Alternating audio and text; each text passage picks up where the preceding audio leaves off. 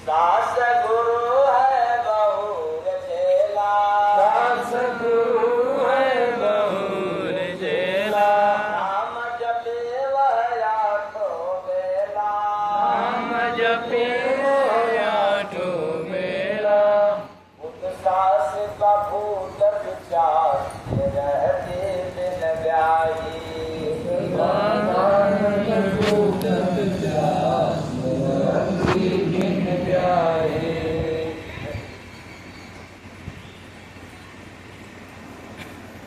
सास का भूत विचार रहती दिन ब्याही, सास का भूत विचार रहती दिन ब्याही। बाल बहू के शीश कसीले, बाल बहू के शीश कसीले, वासी रहते कहती पीले, वासी रहते कहती पीले, वासी रस दे कहती पीले, वासी रस दे कहती पीले। और सास को भोग विलास रहती दिन जाई, सास को भोग विलास रहती दिन जाई। ऐसा सास ससुर का जोड़ी, ऐसा सास ससुर का जोड़ी, बाढ़ एक दोनों दिल छोड़ी, बार एक दोनों दिल छोड़ी। देती बहू को सास दिलास रहती दिन जाई, बहू को सास दिलास रहती दिन जाई। जय गुरु बंदे सास के भेदी, जय गुरु बंदे सास के भेदी, मिले मसीहा दिए लखेदी, मिले मसीहा दिए लखेदी। जानी सास को बहु विकास रहती दिन जाई। कौन है सास? देखा घर ऐसी एक सास रहती दिन जाई। सास भी बन गई, लेकिन क्या है आज तक नहीं की ऐसी सास को हमने देखा। पता नहीं आप लोग देखे हैं कि नहीं देखे हैं? आप लोग तो देखी हो, आप लोग ने देखी हो अभी तक। मैं रोज देखता हूँ की सास को, जो बेचारी ब्याह भी नहीं की और सास बन गई। वो कहाँ है? वो मानो शरीर रूपी घर में अनुभव की आंख से देखने बनता है। माया रूपी सास को देखा। सास का नाम क्या है? सास की नाम क्या है? माया रूपी सास को देखा। इसका संबंध किसी से नहीं हुआ आज तक संसार में, फिर भी जीव को अपना बहू बनाकर रखी है। इसको ये निकले जीव है बहू किसके? माया के। तो माया क्या है? सास। बहू कौन है? इसीलिए सास बहू से बनती नहीं है। बहू कहती है माया को, माया कहती है बहू को, और लहू खूब निकलता है लेकिन फैसला होता नहीं है। और ऐसे जीव रूपी बहू को अंधकार रूपी अज्ञानता ही पसंद है या अज्ञान रूपी अंधेरा ही पसंद है?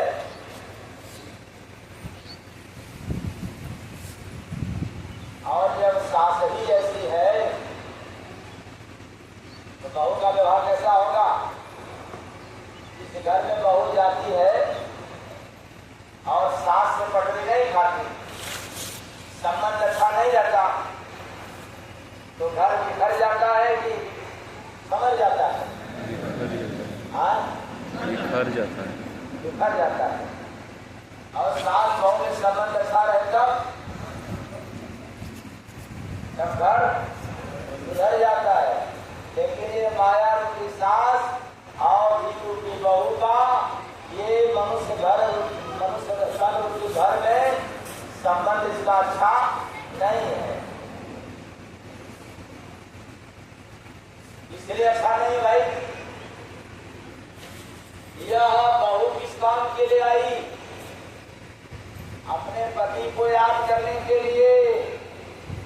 लेकिन पति को भूल करके सास ही के चक्कर में फंस गई। जैसे जैसे सास कहती गई वैसे वैसे जीव की बहू करती गई। कभी पति से मुलाकात नहीं हो पाया और अंत में यहाँ से चली गई बिना पति का।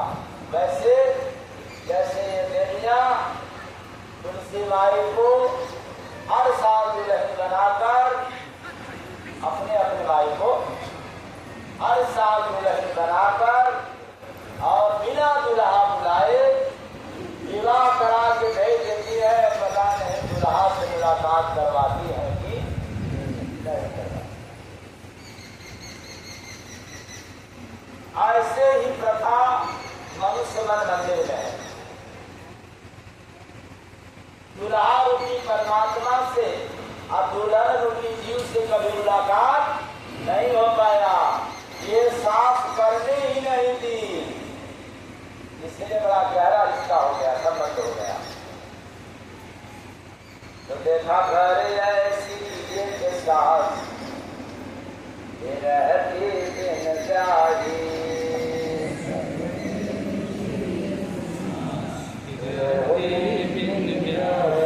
आवे बहू को अपने रात रहती दिन जागी। आवे बहू को अपने रात रहती दिन जागी। इसको अंधेरा अज्ञानता पसंद हो गया। 10 दिन जिंदगी गई थी। इतने ही दौर तक है, इतने ही समय तक है, इतने ही जगह तक है, इतने ही लोगों के लिए है। इसी में अपना जीवन नष्ट कर समाप्त कर। सास गुरु है बहू रचेला। सास गुरु है बहू रचेला। हाँ, एक जो बहू यानी जो दासी है, यानी जो चेला है बहू, ये अपने जीवन का इष्ट बना ली। इसको अपने गुरु को, माया को सर्वे सर्वा समझ ली। जैसे माया नचाए वैसे जीव नाचे। जबकि होना क्या चाहिए? इंसान को नचाने के लिए मौका मिला है माया को, वही इंसान माया को नचा सकता है जिसका संबंध मायापति से हो गया। एक से बोलिए सतगुरु भगवान की। यानी जिसको ज्ञान ब्रह्म का हो गया, ब्रह्मा विष्णु महेश का नहीं, ब्रह्म का ज्ञान जिसको हो गया वो माया को नचाएगा। जिसको ब्रह्म का ज्ञान नहीं हुआ माया उसे नचाएगी। तो नाम जपे वह आठो वेला। नाम जपे वह आठो वेला। हाँ, वह दिन रात मतलब आठों पहर। यह बेचारी जीव रूपी बहू हमेशा अपने इष्ट रूपी गुरु यानी माया के नाम जपा करता है। क्या करूं माया, क्या करूं माया, माया ऐसी है, माया वैसी है, माया की कोई फुर्सत नहीं। बुद्ध सास का भूत विश्वास ये रहती भिन्न व्याधि। यानी यह जो भूत पिशाच है, ये माया की क्या हो गए, बहू की क्या हो गए।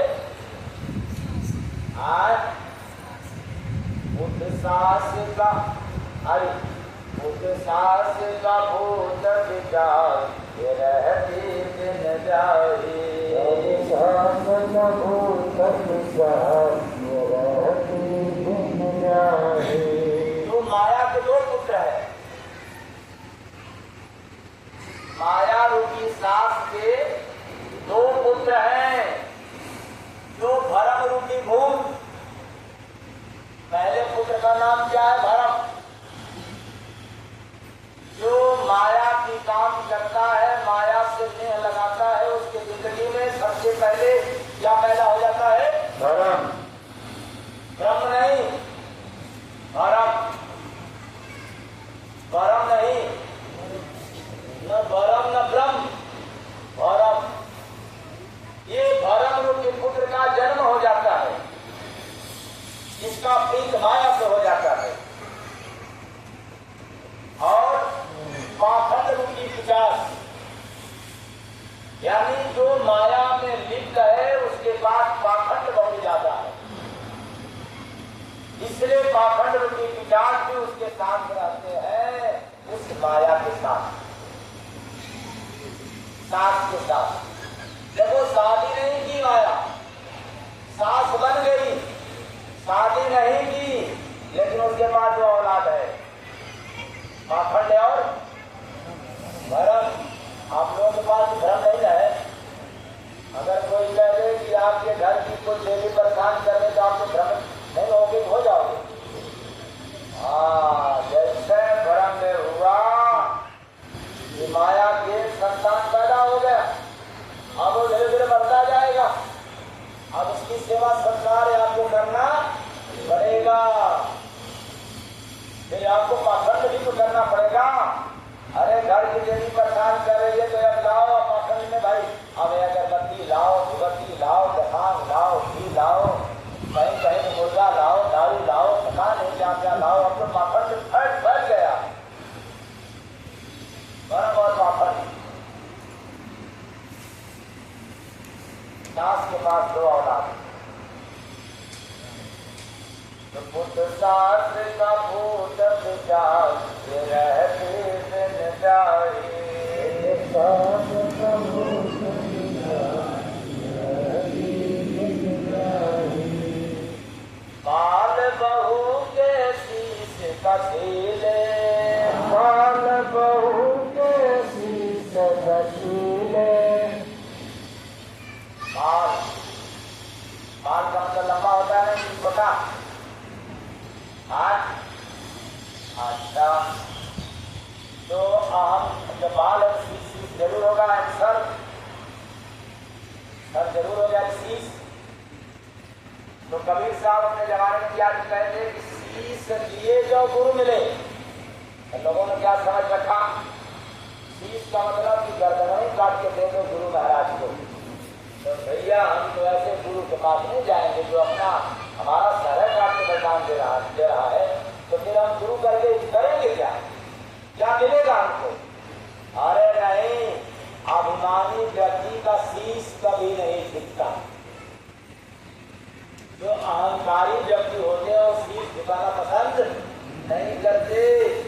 और मैं दावे के साथ कहता हूँ कि जिसका सर नहीं झुका उसको तो अकड़ करके ही यहाँ से एक दिन जाना पड़ता है, क्योंकि जीवन भर अकड़े रहता है और मुर्गा में भी अकड़ करके जाता है। पर याद रखना, यदि शीश झुका दिया तो मैं दावे के साथ कहता हूँ कि जब मुर्गा बंद करके जाओगे तो भी तेरे सामने लोग शीश झुकाएंगे।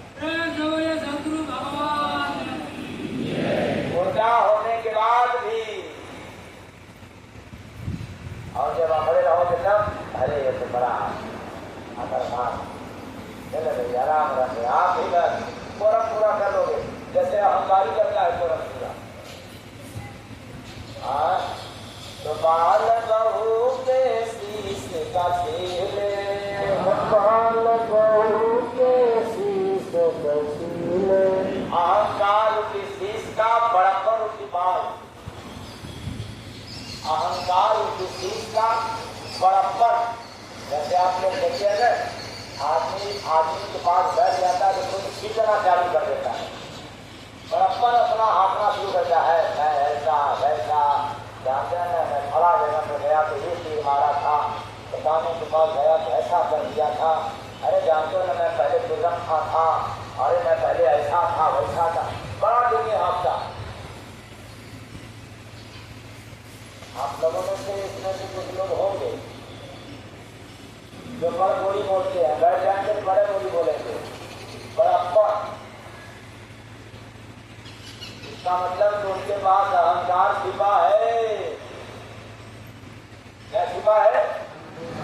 अहंकार रूपी चीज का बड़प्पा रूपी बाल वृद्धावस्था में, यानी चौथेपन में यह उतरवा देती है, काट पटवा देती है। कौन? सास कौन? माया। एकदम समर्चक सीधा, जैसे मेरे आगे देख रहे हैं ना, बाल के आगे एकदम टकला, एकदम सोहा करा देती है। मतलब अब गर्दन पता है कि नहीं, बाल सिलवाए रहना, बाल हमेशा कंघी के लायक न बनाए रखना, उसको कम मत समझना। आदमियों का सबसे ज्यादा श्रृंगार किस पर करते हैं भाई? चेहरा पर करते हैं कि मुस्लिम पर और ऊपर करते हो आप लोग? नहीं बताना, श्रृंगार आप लोग किस पर करते हो? चेहरे पर करते हो कि पैर पर करते हो? पैर में मट्टी लगे कोई बात नहीं होती है। अच्छा आप लोग बताओ, श्रृंगार कहाँ ज्यादा करते हो आप लोग? चेहरे की करते हो या कहीं हाथ होता और किसी और चीज का? चेहरे का। लेकिन देख लो, जो मुराए रहते हैं, बहुत बड़ा त्याग करते हैं, मतलब उनके श्रृंगार से चेहरे से कुछ लेना देना नहीं होता। बहुत बड़ा त्याग रहता है।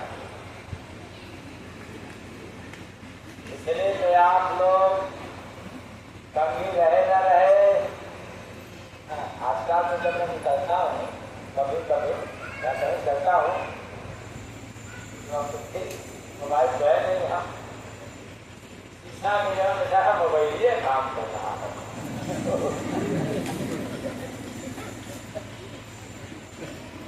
अरे आदमी तो आदमी, महिलाओं को भी देखा हमने।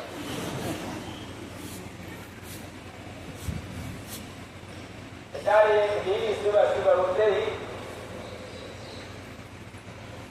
बिना हाथ मुंह धोए मोबाइल लगी देख रहे, पति खिसिया गया। अरे उठते सुबह ही 10 लगी मोबाइल देखने, अरे कम से कम हाथ मुंह धो। अरे क्या हाथ मुंह धोए, वो तो बाद में कर दूंगी, मोबाइल ही नहीं खुल रहा है। तो क्यों? किसने नहीं खुल रहा है? क्योंकि चेहरे से ही खुलेगा। किससे खुलेगा? चेहरे से। इसलिए नहीं खुल रहा है। चेहरा को श्रृंगार करके तुम लोग की होगी, और यहाँ उस रंग जो है बिना मुंह धोए चेहरा साफ किए और जल्दी मोबाइल खोलने के लिए। अरे मोबाइल कैसे खुले? चले जाओ, मुंह धो, सफाई करो, श्रृंगार करो, फिर मोबाइल रखो, चेहरा देखेगा, मोबाइल एडजस्ट कर लेगा। है रुबानी बात है। तो बाल बहू के शीश झीले, बाल बहू के बासी रस ले कहती पीले, बासी रस ले कहती पीले। पछतावा रूपी बासी, यानी पश्चाताप बाद में होता है कि पहले? बाद में। पहले पहली कर देते हो पश्चाताप बाद में, ये बाद वाला रस खुद पिलाती है बासी, हमेशा पीछे पश्चाताप करते रहना। और इंसान के लिए कहा जाता है यह मनुष्य का तन है, सोचने और समझने वाला है, इसलिए पश्चाताप करने से पहले ही, किसी काम को करने से पहले ही सोच समझ करके कदम उठाना, और जब उठा लिया तो फिर पश्चाताप करने की जरूरत नहीं। पहले तो उठाना मत, सोच समझ लेना। अगर पछताएगा समय गवाए के, आखिर पछताएगा समय गवाए के, सत्संग सुनिला और तुम्हारे, सत्संग सुनिला और तुम्हारे, सत्संग सुनिला। अब सत्संग नहीं सुनोगे तो जो भी काम करोगे आखिर में पश्चाताप करना पड़ेगा। सबसे पहले बेटा के नाम पर पश्चाताप करोगे, अरे जिस बेटा के लिए हमने इतना बनाया सहारा सब कुछ किया, लेकिन बुढ़ापे में इस बेटा को टाइम नहीं मिल रहा है, बड़ा गलत किया हमने। काश इसके पास संस्कार होता तो जरूर पूछ लेता, काश मैं भगवान का नाम लिया रहता तो आज बेटा के याद में तड़पता नहीं, बुढ़ापे में भगवान का नाम लिया करता, पश्चाताप होता सबसे पहले बेटा। इससे और कभी कभी कहता हूं कि सबसे बड़ा कट्टर दुश्मन कौन है? एक बाप का सबसे बड़ा कट्टर दुश्मन कौन है? जोर से बोलो, और जोर से आप लोग बताओ कौन है कट्टर दुश्मन? पड़ोसी नहीं है, चौरान के खान नहीं है, भौजाई भी नहीं है, अरे सबसे करीबी और कट्टर दुश्मन है बेटा। कौन कहता है बहू? बहू बहुत दुश्मन नहीं है।